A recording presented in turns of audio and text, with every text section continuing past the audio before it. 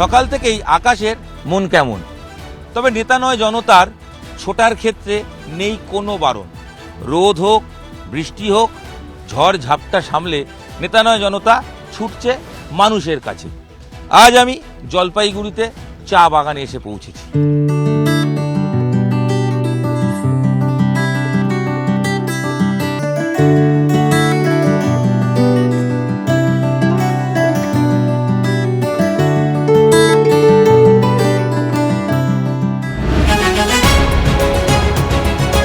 চা শ্রমিকরা কিরকম রয়েছে নেতা নয় জনতায়? আজ চা শ্রমিকদের সঙ্গে কথা হবে আমজনতার সঙ্গে। তাদের কি কি উন্নয়ন প্রয়োজন, কি কি উন্নয়ন তারা পেয়েছেন, ভোটের আগে তাদের ইস্যু কি। এখানে উন্নয়ন প্রচুর হয়েছে। এখানকার রাস্তাঘাট ভালো হয়েছে, জলের ব্যবস্থাও আছে, ঘর প্রচুর দিছে। তৃণমূল সরকার বিভিন্ন যে উন্নয়নগুলো রয়েছে, লক্ষ্মী ভান্ডার রয়েছে, বিভিন্ন রকম প্রকল্প পড়াশোনার ক্ষেত্রে রয়েছে, সেগুলো হেল্প করে। ওগুলো পায়েও কিছু বাগানের লোক বাইচে আছে। বাংলার বাড়ি পেয়েছেন? হ্যাঁ কোথায়? পেয়েছি, এই তো। ও, এই যেটা তৈরি হচ্ছে এটা বাংলার বাড়ি।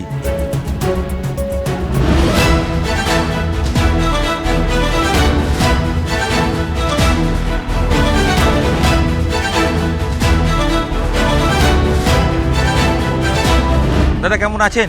এই তো দাদা, আমরা তো বাগানের পাতা তুলি, কিন্তু আমাদের হাজরাটা একটু কম আছে, মানে 250 টাকা খালি হাজরা পাই। এটা কতদিন আগে বেড়েছে টাকাটা? টাকাটা বেড়েছে, মানে মনে করো আমাদের 2.5 বছর হয়ে গেছে।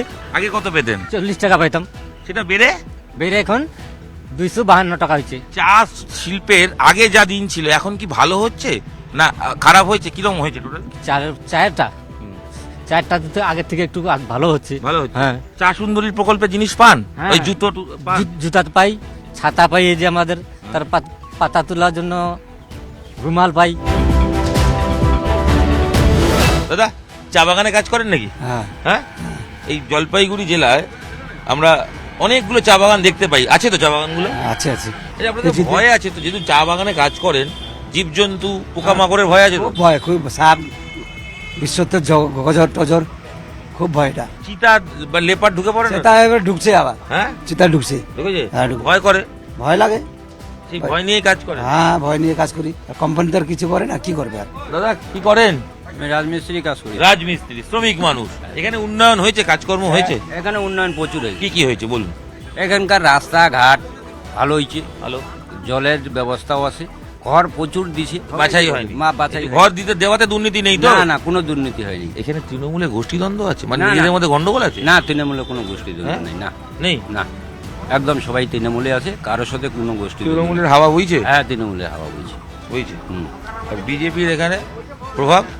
বিজেপির এখানে কি, বিজেপিকে তো ভোটে 2 বার জিতাইলাম, লোকসভা ভোটে। উনাকে তো একদিনও দেখতেও পারলাম না এখানে। মানুষের মন কি বলছে এই বিধানসভায়? মানুষের মনের কথা বোঝা বড় মুশকিল। মানুষের মনে কি থাকে না থাকে বোঝা বড় মুশকিল। আপনি হাট বাজারে যাবেন, একটা গরু ছাগল কোন জাতটা ভালো, কোন জাতটা কি, মানুষ চেনা বড় মুশকিল। মানুষ চেনা দেয়, মানুষ চেনা কিন্তু বড় ভোটের আগে বিধায়ক যারা হন, ভোটের আগে যারা প্রতিশ্রুতি দেন নেতারা, তারপর জিতে বিধায়ক হন, মুশকিল। ওরা সারা জীবন মিথ্যা কথা বলে। হ্যাঁ? ওরা সারা জীবন মিথ্যা কথা বলে। সব তাই? হলো ব্যবসা। রাজনীতি ব্যবসা? রাজনীতি তো বিনা পয়সার ব্যবসা। কি করেন? আমি লটারি টিকিট দিচ্ছি। লটারির টিকিট। ভাগ্য ফেরানোর জন্য মানুষ আপনার কাছে আসে, তাই তো? হ্যাঁ বলছি ভোট এসে গেল তো, হ্যাঁ, নেতারা তো ভোটে দাঁড়াচ্ছে, কার ভাগ্য ফিরবে মনে হচ্ছে এখানে? ওটা কি করে বলবো এখন কার ভাগ্য ফিরবে। আপনি তো সিনিয়র মানুষ, অনেক রাজনীতি দেখলেন। জলপাইগুড়িতে কি রাজনীতির হাল বলুন তো? এবার বিজেপির দিকে একটু যাচ্ছে, দেখা যাচ্ছে, সবার মুখে মুখে শোনা যাচ্ছে। চা শিল্পী হিসেবে কেমন আছে? না, ভালোই আছে। আমরা কি কি উন্নতি হলো? উন্নতি আর কি হবে, আমাদের যা ফেসিলিটি, আমাদের এটা তো গোটি কোম্পানি, এখানে একটু ভালো ফেসিলিটি দেয়। বেতন ওইগুলো সব ভালোই। বেতন তো বলছে 250 টাকা করে এই 250 হাজিরা আমাদের। হাজিরা। 250। এই টাকাটা কি বাড়া উচিত? মানে বাড়ানো বাড়া তো উচিত, এটা দিয়ে হয় নাকি? তৃণমূল সরকার বিভিন্ন যে উন্নয়নগুলো রয়েছে, লক্ষ্মী ভান্ডার রয়েছে, বিভিন্ন রকম প্রকল্প পড়াশোনার ক্ষেত্রে রয়েছে, সেগুলো হেল্প করে? হ্যাঁ, এটা তো হেল্প করে। পড়াশোনার জন্য কেন স্কুলে গেলে আপনি ব্যাগ থেকে আরম্ভ করে সব কিছু তো দিচ্ছে সরকার। বাচ্চাদের মিড ডে মিল আছে স্কুলে, সব কিছুই দিচ্ছে এখানে, কোনোটা বাদ নেই। এটাই। এছাড়া বিভিন্ন প্রকল্পের টাকাগুলো তো পান। হ্যাঁ, ওগুলোও পাচ্ছে, আজকে বাচ্চা কাচ্চারাও পাচ্ছে। তারপরে মহিলারাও পাচ্ছে। এগুলো উপকার হয় না? উপকার হচ্ছে। বাগানে 250 টাকা হাজিরা দিয়ে কি হয়, ওগুলা পায়েও কিছু বাগানের লোক বাইচে আছে।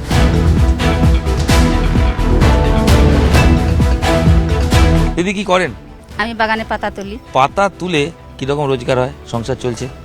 কি রকম সংসার চলবে, অত তো ভালো চলে না সংসার আমাদের, কিন্তু ওই 250 টাকা দিয়ে আমরা আমাদের সংসারটা চলাইতে হয় আর কি। দিদি আপনি লক্ষ্মী ভান্ডার পান? হ্যাঁ পাই। হ্যাঁ, এই যে লক্ষ্মী ভান্ডারের টাকা পান, টাকা বাড়লো, এটা কি উপকার হবে? চা শ্রমিকদের যারা পান, আপনারা সবাই পান তো, মহিলারা? হ্যাঁ, আমাদের জন্য তো উপকার হচ্ছে, ওইটাই দিয়ে আমরা সংসার চলাই। মানে কিছু কিছু কাজে লাগাই, স্কুলে দিই, টিউশনে দিই।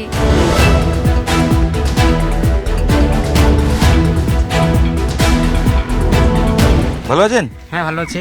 প্রথমে জিজ্ঞেস করি, যুবসাথী দিচ্ছে সরকার, অবশ্যই, হ্যাঁ। উপকার হবে? অবশ্যই অবশ্যই, কেন হবে না? প্রত্যেকটা ছেলেমেয়েরা যদি পায় সরল সুবিধা হবে, যদি পড়াশোনা করে পাও তা তো অনেক। তাও তো বাড়িতে আবার মা বোনদের লক্ষ্মী ভাণ্ডার করে দিচ্ছে সবারই, 1500 টাকা করে, আমাদের 1500 টাকা করে। বিজেপি সরকার তো কিছু দিচ্ছে না। পার মান্থ কত টাকা পরিবারের এরকম অনুদান থেকে আসে? পার মান্থ ধরুন প্রায় 4500 টাকা। এটা দিয়ে কি হয়? এটা দিয়ে অনেক কিছু ঘরের মানে খরচাপাতি চলে যায় আর কি, চলে যায় অনেক। মানে 4500 টাকা দিয়ে একটা সংসারে প্রায় অনেকই চলে যায়। তাহলে ভোটে এর প্রভাব পড়বে? এই অবশ্যই হ্যাঁ? অবশ্যই 100%। কার দিকে পড়বে? দিদি আসবে আমাদের।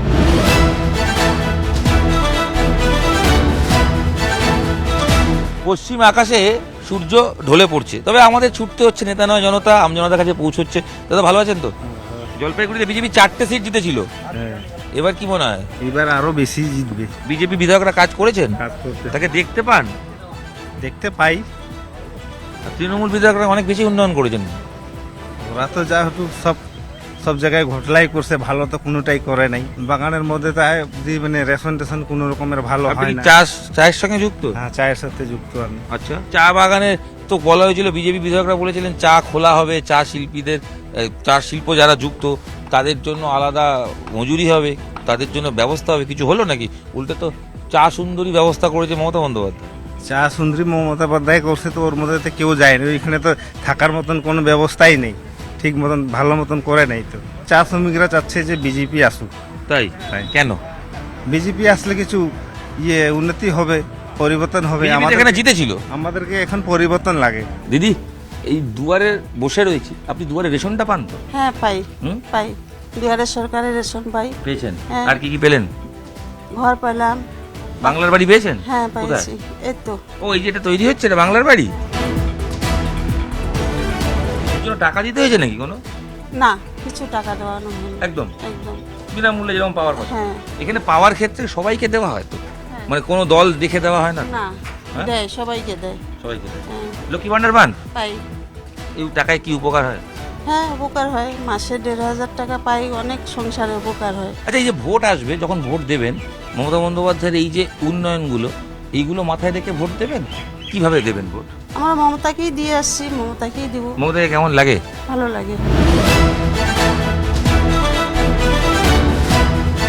নেতা নয় জনতা, শ্রমিকের মন বুঝে, প্রশ্নের উত্তর খুঁজে চা বাগান থেকে বিদায় নেবে। পৌঁছে যাবে আপনার কাছে আমজনতার প্রশ্নের উত্তর নিতে, হিসেবের খাতা খুলতে।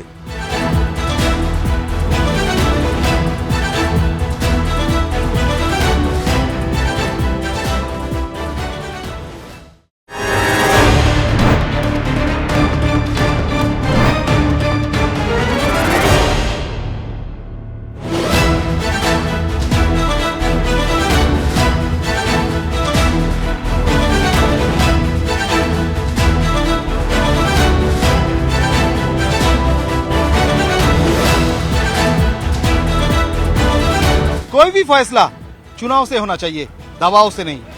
2005 বলিউডের মাল্টি স্টারার মুভি সরকার, আর রাম গোপাল বর্মা পরিচালিত এই সরকার মুভিতে অমিতাভ বচ্চনের লিপে এই ডায়লগ বা সংলাপ আজকের বাংলার রাজনীতির প্রেক্ষাপটে ভীষণভাবে তাৎপর্যপূর্ণ। সামনেই রাজ্যে বিধানসভা নির্বাচন, আর এই বিধানসভা নির্বাচনের প্রাক্কালে আমি পারাদীপ ঘুরে বেড়াচ্ছি বাংলার জেলা থেকে জেলায়, গ্রাম থেকে গ্রামে। আর এইভাবেই ঘুরতে ঘুরতে আজ পৌঁছে গেছি বীরভূম জেলার অন্তর্গত নানুর বিধানসভা কেন্দ্রে।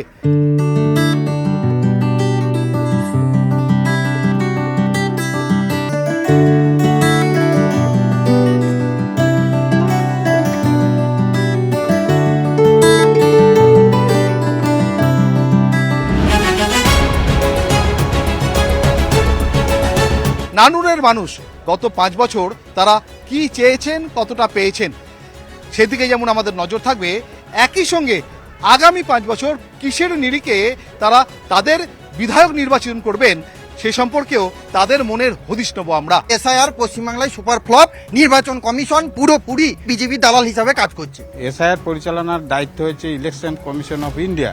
এটা ভারত সরকারে কি দায়ী? 2014 আগে যত নির্বাচন হয়েছে, কোনো নির্বাচনে কিন্তু এই ধর্ম নিয়ে রাজনীতি ছিল না। হঠাৎ করে 2014 পর থেকে এই ট্রেন্ড এখানে আসে। উন্নয়ন না থাকলে একমাত্র ইস্যু হয় সাম্প্রদায়িক ইস্যু। ওনারা সেই সাম্প্রদায়িক ইস্যুকে মেন হাতিয়ার করেছেন।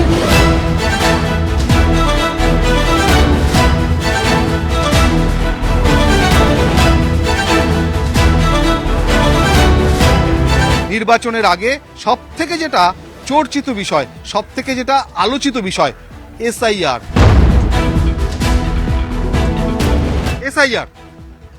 নানুরবাসীর অভিজ্ঞতা কি? নানুরবাসী এসআইআর এ প্রচণ্ড অসন্তুষ্ট। আমাদের যে সেন্ট্রাল গভর্নমেন্ট মানে আমাদেরকে নানুরবাসীকে তথা পশ্চিমবঙ্গবাসীকে দ্বিচারিতার মাধ্যমে ফেলে দিয়ে এসআইআর এর নামে ইলেকশন কমিশনকে দিয়ে যে সাধারণ মানুষকে হ্যারাসমেন্ট করানো, সাধারণ মানুষকে প্রত্যেকটা অফিসে ঘুরানো, এর জবাব 26 নির্বাচনে নানুরবাসী দেবে। এসআইআর পশ্চিমবাংলায় সুপার ফ্লপ, নির্বাচন কমিশন পুরোপুরি বিজেপি দালাল হিসাবে কাজ করছে। এসআইআরটা প্রতি 21 বছর অন্তর অন্তর ভারতবর্ষে হয়, তো কোথাও কোনো ঝামেলা নেই। যত ঝামেলা এই পশ্চিমবঙ্গে। এসআইআর পরিচালনার দায়িত্ব হচ্ছে ইলেকশন কমিশন অফ ইন্ডিয়া। এটা ভারত সরকারে কি দায়ী? সম্প্রদায়গত রাজনীতি করতে করতে ওরা ভুলে গেছে যে আমরা এত কম সময়ে কিভাবে এসআইআর কাজটা সম্পূর্ণ করবো, সেই ধারণাটাই ওনাদের নেই। যদি থাকতো তাহলে 14 পরে অর্থাৎ 20 সালেই তারা এসআইআরটা কমপ্লিট করে নিতে পারতো, কিন্তু সেই সময় 19-এ যেহেতু নির্বাচন ছিল, তারা ভেবেছিলেন যদি এসআইআর করা হয় তাহলে আমাদের ভোট ব্যাংকে বাধা পড়বে, এই কারণেই বোধহয় হয়নি।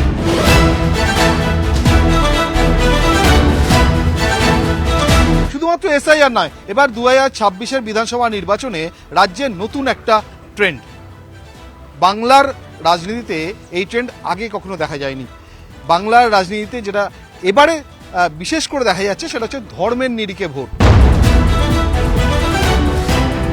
2011-এর আগে আপনি যান, এই ট্রেন্ডটা কিন্তু ছিল না, কিন্তু বিজেপি বিভিন্ন রাজ্যে এবং সেন্ট্রালে ক্ষমতায় আসার পর যেভাবে জাতপাতের ইস্যুটাকে টেনে নিয়ে এসে হিন্দু মুসলিম বিভাজনের রাজনীতি সৃষ্টি করতে, এর জবাব মানুষ ঠিকই দিয়ে দেবে। অবশ্যই আমরা ধর্মের নিরিখে ভোট চাইছি, কিন্তু এটাও বলছি যে রাষ্ট্রবাদী মুসলিম যারা আছে তারা আমাদের সঙ্গেই আছে। আমি একদম ডাইরেক্ট খুলে বলছি, ভারতীয় জনতা পার্টি সনাতনীদের সঙ্গেই আছেন, রাষ্ট্রবাদী মুসলিমদের সঙ্গেও আছেন। উন্নয়ন না থাকলে একমাত্র ইস্যু হয় সাম্প্রদায়িক ইস্যু। ওনারা সেই সাম্প্রদায়িক ইস্যুকেই মেন হাতিয়ার করেছেন, কারণ ওনাদের কাছে উন্নয়ন নাই। সাম্প্রদায়িক ইস্যুতে ওনারা ভোট করতে চাইছেন। 26-এর নির্বাচনে ওনাদেরকে মুতোর জবাব দেবে নানুরবাসী। দাদা বললেন, খুব ভালো লাগলো শুনে। সাম্প্রদায়িক সবকিছু মানছি।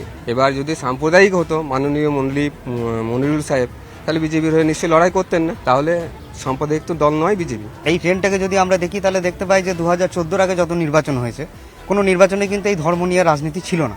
হঠাৎ করে 2014 পর থেকে এই ট্রেন্ড এখানে আসে। রাম আমাদেরও শ্রদ্ধেয়, আমাদেরও উপাস্য, আমাদেরও দেবতা।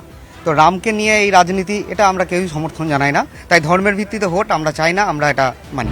এই মুহূর্তে আরো একটা বিষয় আমরা দেখেছি, গত কয়েক বছরে রাজ্য সরকার বিভিন্ন রকম সরকারি প্রকল্প এখানে চালু করেছে, রাজ্যে চালু করেছে। সেখানে স্বাস্থ্যসাথী আছে, সেখানে কন্যাশ্রী আছে, কিন্তু সব থেকে যেটা তাৎপর্যপূর্ণ সেটা হচ্ছে ঠিক ভোটের আগে আগে, নির্বাচনের আগে আগে লক্ষ্মীর ভাণ্ডারে বরাদ্দ বাড়ানো এবং একই সঙ্গে যুবসাথী প্রকল্প চালু করা। লক্ষ্মীর ভাণ্ডার পান? হ্যাঁ পাই। তো কি মনে হয়, এটা ভোটের চমক না মানুষ সুফল পান? মানুষ সুফল পায়। 500 থেকে 1000, 1000 থেকে 15, কেউ কেউ 1700। তো মানুষের সুবিধা হয়, মানুষের মানে নিজেদের স্বামীদের কাছে হাত পাততে হয় না। দিদির এটা আমরা সুফলতাই বলবো। যুবসাথী পান আপনি নেন? দাদা যুবসাথী পান কি না পান সেটা বড় কথা নয়। মেন ব্যাপার হচ্ছে যুবসাথী আমি নেবো কেন? আমাদের বাংলার ছেলেরা কি ভাতাতেই বেঁচে থাকবে, না তারা নিজেরা স্বাবলম্বী হবে? ওনারা যেটা বললেন যে যুবসাথী আমরা ভাতা নিয়ে চলবো কতদিন, মতামত কি বলেনি যে সারা জীবন তোমাকে ভাতা দেবো, এটা বলেনি। এই মুহূর্তে যুবসাথীতে তারাই অ্যাপ্লাই করছে যারা আগামী দিনে কাজ করতে চাইছে। তাদের যে ছোট্ট ছোট্ট অ্যাপ্লিকেশনের খরচা বলুন, পোস্টাল অর্ডারের খরচা বলুন, ব্যাংক ডিমান্ড ড্রাফটের খরচা বলুন, এই খরচটা তার বাবা মা কাছ থেকে নেওয়া, মানে বাবা মায়ের কাছ থেকে নেওয়া মানে কি, তার হয় বার্ধক্য ভাতার টাকা নেওয়া বা লক্ষ্মী ভাণ্ডারের মায়ের কাছ থেকে নেওয়া, এইটা যাতে না নিতে হয় সেই জন্যই যুবসাথী প্রকল্পের এই স্কিম। এই যে লক্ষ্মীর ভাণ্ডার, যুবশ্রী, আরও কন্যাশ্রী, নানা রকম ভাতা, এটা তো আসছে তো আমাদেরই জনগণের ট্যাক্সের টাকায়। হ্যাঁ, তো ট্যাক্সের টাকায় ভাতা দিচ্ছে দিচ্ছে অনেক ছেলে মেয়েদের জন্য হয়, কিন্তু ছেলে মেয়েরা যে পড়াশুনো করে কলকারখানা হবে, সেখানে চাকরি করবে, স্বাবলম্বী হব, এই যে স্বপ্নটা, এই স্বপ্ন তো পুরোটাই এই চিটিংবাজ সরকার মিথ্যা করে দিচ্ছে না। প্রধানমন্ত্রী নরেন্দ্র মোদী বলেছিলেন যে আমি বছরে 2 কোটি চাকরি দেবো। তা উনি যদি কর্মসংস্থানই বলে থাকেন, তা উনি আগে তারা দেখুন যে যিনি দিল্লির সিংহাসনে বসে আছেন তিনি কেন 2 কোটি তো থাক, কেন তিনি 2000 চাকরি দিতে পারছেন না?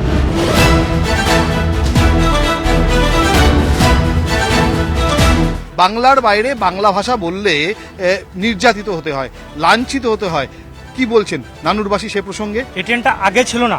উড়িষ্যাতে গেলে যেমন আমার বাঙালিদের ওপর অত্যাচার হয়, ঠিক আছে, বিহারে গেলে যেমন অত্যাচার, ওদেরও কিন্তু লোকজন আমাদের বেঙ্গলে এসে করে কমে খাচ্ছে, কিন্তু বাংলা কিন্তু কোনোদিন দ্বিচারিতা করে নাই দাদা। আরে কাজটা করতে যাবে কেন? এখানে কারখানা থাকলে যেতে হইতো, যিনি বলছেন তার বাড়িরই কেউ না কেউ দেখুন বাইরে কাজ করছে। যদি বাংলায় কর্মসংস্থান থাকতো তাহলে সেক্ষেত্রে বোধহয় বাংলা থেকে পরিযায়ী শ্রমিকের সংখ্যা বছর বছর উত্তর এইভাবে বাড়তো না, এমনটাই অভিযোগ করা হচ্ছে। কি বলবেন? কর্মসংস্থান নেই, এটা সর্বৈব মিথ্যা কথা। প্রত্যেক বছর এসএসসি নিচ্ছে, প্রত্যেক বছর আপনার আপার প্রাইমারি নিয়োগ হচ্ছে। কেন আজকে উত্তরপ্রদেশ থেকে এসএসসিতে পরীক্ষা দিতে কলকাতা ছুটছে? কেন আজকে ইউপি থেকে আপনার গুজরাট থেকে পরীক্ষা দিতে আমাদের বীরভূম আসছে? এগুলো একটু বিচার করতে হবে। উনি যদি অতই কর্মসংস্থান করে থাকেন, তারপরে আজকে অন্য স্টেট থেকে, যেখানে বিজেপি শাসিত রাজ্য, সেখান থেকে পশ্চিমবাংলায় কেন আসছেন পরীক্ষা দিতে? নানুরে উন্নয়ন কতটা? নানুরে উন্নয়ন কতটা হয়েছে সেটা নানুর ঘুরলেই আপনি দেখতে পাবেন। উন্নয়নে তীরফলা একবার লাইট লাগানো হয়েছিল, দেখাও গিয়েছিল অনেক টাইমে, এখন সেটা চোখে বোধহয় দেখাই যাবে না, রাস্তায় কোথাও লুটিয়ে পড়ে আছে। আমাদের বিধায়ক বিধানচন্দ্র মাঝি উন্নয়নের নিরিখে যদি কথা বলতে হয়, তিনি মানে বীরভূম জেলার প্রথম, কারণ তিনি বিধায়ক উন্নয়ন তহবিলের 3,30,00,000 টাকা তিনি খরচ করতে পেরেছেন, মানে উন্নয়নটা তিনি করেছেন। নানুরে উন্নয়ন হয়েছে একবারে 80% উন্নয়ন হয়েছে। নানুর বিধানসভায় যে আমাদের কিডনাহার আছে, তিনি হাসপাতালটাকে উন্নতি করার জন্য রিসেন্টলি ভোট ঘোষণা হওয়ার আগের দিনে 1.5 কোটি টাকা দান করেছেন, এবং কিডনার হাসপাতালটাকে সুপার স্পেশালিটি হাসপাতাল করার জন্য তিনি মানে অনুমোদন পাঠিয়ে দিয়েছেন স্বাস্থ্য মন্ত্রকের কাছে। নানুরের মানুষ আগামী 5 বছর তারা কেমন বিধায়ক চান? মেন বিধায়ক চাই যে আমাদের কিন্নারের হসপিটালটাকে উন্নতি করা, এমন ধরনের বিধায়ক আমরা চাই। মানুষের পাশে থাকার মতো একটা মানুষ আমরা চাই। আমরা যাকে ডাকলে হাঁকলে সবসময় কাছে পাই, এবং আমাদের ডাকে 10 কিলোমিটার দূর থেকে যিনি একটা ফোন কল করলে ছুটে আসেন, আমরা সেই বিধায়ককেই চাই। আমি পারাদীপ আজ নেতা নয় জনতা নিয়েছিলাম বীরভূম লোকসভা কেন্দ্রের অন্তর্গত নানুর বিধানসভা ক্ষেত্রে। দেখা হবে অন্য কোনো বিধানসভা ক্ষেত্রে, অন্য কোনো জেলায়, অন্য কোনো কেন্দ্রে।